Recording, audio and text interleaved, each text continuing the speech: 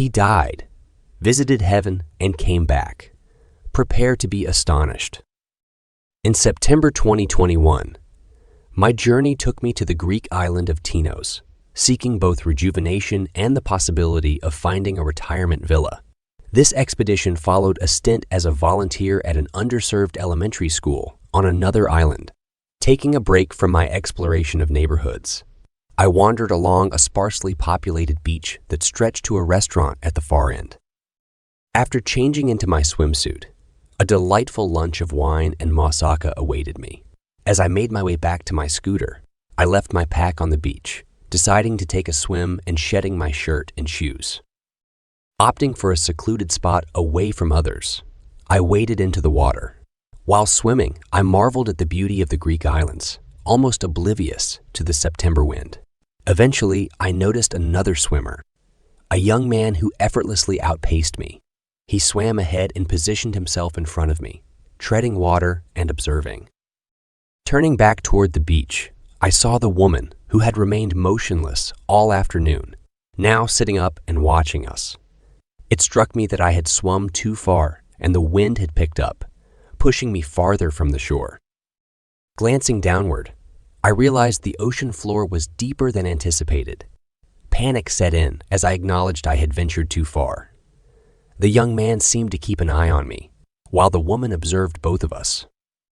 As I felt myself sinking, thoughts of it being the end crossed my mind. Yet, in that critical moment, I looked up and witnessed a heavenly vision through the clouds. White light welcoming family members, and a chorus of angels singing. Love enveloped me, feeling euphoric, as if they were lifting me up. However, a few images flashed before me. A clear vision of my daughter crying upon hearing of my demise. My wife's shocked reaction upon learning the news. The realization of how terrible I would feel in heaven if the young man trying to help me ended up losing his life. A voice in my head urged me to keep swimming.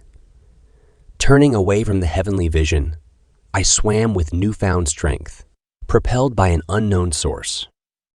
Spitting out water and swimming, I overcame the wind with powerful kicks. Glancing over my shoulder, I saw the young man beginning to swim after me, and relief washed over me, knowing he would be fine. Strolling up the beach as nonchalantly as possible, I could hear the young man following me, engaged in conversation with the woman gesturing toward me. Ignoring them, I collected my belongings and headed back to the scooter. Riding back to town, I reached the hotel to process the events. Eventually, I decided to leave the island the next day, catching an earlier flight home. The allure of being on a Greek beach no longer held its charm. I yearned to be with my girls. These events marked my third near-death experience. NDE. The first resulted from a violent childhood assault involving being choked unconscious. The second occurred during an emergency room visit, where I separated from my body, witnessed a heavenly encounter, and returned after wanting to say goodbye to my family. Despite differences, common features in these heavenly experiences include a brilliant white light, a fusion of vibrant colors, and unconventional music resulting from high-frequency vibrations. The radiant white light, reminiscent of the collective brilliance of a million stars magnified, possesses pearlescent qualities, emitting an intense glow. This luminosity, discerned through spiritual senses, symbolizes pure love resonating at frequencies higher than those experienced on Earth. The celestial music, unconventional yet born of heavenly bodies in meditation and unity with the Lord, registers as a melodic experience through spiritual senses. It emanates from a frequency of pure love that courses through everything and everyone, mirroring the brilliance of the white light. Individuals in the heavenly realm play distinct roles, extending warm welcomes based on spiritual connections. These connections, pivotal for personal growth in each life, attain special significance in the celestial sphere. Typically, the mother assumes a pivotal role in extending greetings, except when one is alive on Earth. In a childhood near-death experience, NDE, initially greeted by a kindly lady, a well-dressed man subsequently took charge, guiding me through a heavenly tour that encompassed a life review, and glimpses into the future. The identities of these celestial guides remain shrouded in mystery. In my recent NDE in Greece, my parents were undeniably present, welcoming me from the depths of the Aegean Sea, accompanied by numerous family members. Had I not swum back to shore, there would have been another life review, delving into the significance of each person's role in my life, whether father, mother, sister, aunt, or uncle.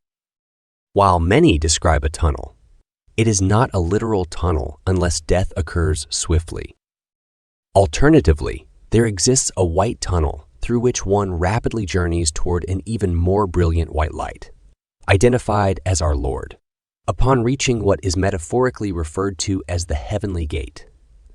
A more of an opening, it becomes evident that whoever coined this description likely had a rapid NDE. However, if one is undergoing a slower passing, there's an opportunity to encounter the white tunnel at a more gradual pace. In a tranquil transition, the traditional white light is replaced by the pearlescent hues of a rainbow during a leisurely departure. The tunnel may transform into a grand staircase, reminiscent of Gone with the Wind. This spiraling staircase, seemingly infinite, is adorned with loved ones on each step, fostering connections and understanding. As you ascend, enveloped in the white light of the Lord, a journey guided by an unyielding force unfolds. The encountered souls mirror the positive impact you made on earth, expressing gratitude or offering support. Gratitude and love saturate the atmosphere, and you become love itself. The celestial music harmonizes with the vibrations of higher energy, emitted by all beings, acting as an all-healing force flowing through your essence. As you ascend, the awareness of leaving behind your physical life intensifies, and the choice to proceed or pause becomes apparent. The visible staircase may signify a more gradual transition, hinting at the path to heaven with the potential for a return to life, perhaps days, weeks, or months later, climbing to a higher stair closer to heaven. In my personal circumstance, I encountered a choice to continue, but fear hindered my progress. The fear centered around the finality of death and the loss of physical sensations, particularly the inability to embrace my loved ones. An act I hold dear, the inability to witness the comfort in their eyes or engage in actions to aid them, weighed heavily. Despite messages conveying significant work on the other side, I acknowledge a degree of selfishness in choosing to remain.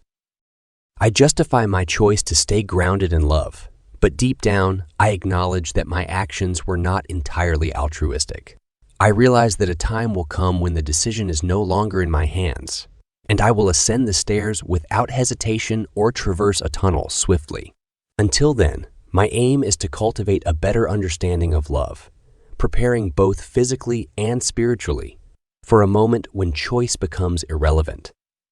Upon returning, I have gained a heightened comprehension of what I now refer to as the human condition.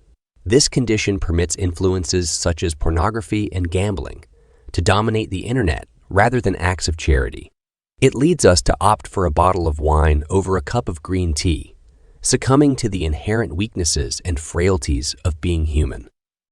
Even with glimpses of the heavenly realm through near-death experiences, NDEs, achieving the perfection witnessed there surpasses our human capabilities.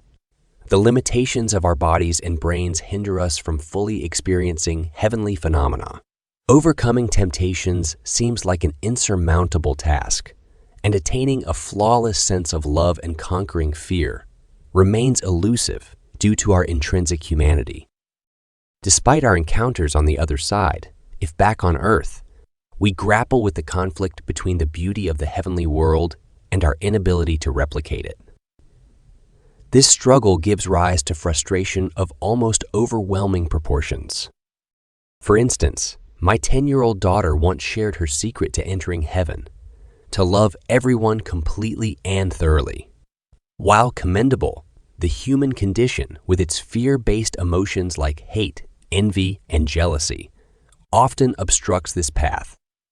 As I age and mellow, growing more accepting and loving, I occasionally contemplate harboring animosity towards someone, seeking to extend my time with my high school senior daughter and wife, considering the unpredictability of life.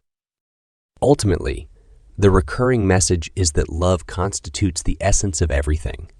Every challenge on earth necessitates resolution through the application of love. Despite our initial reliance on fears, the purpose of our existence is to navigate all situations, good and bad, with love.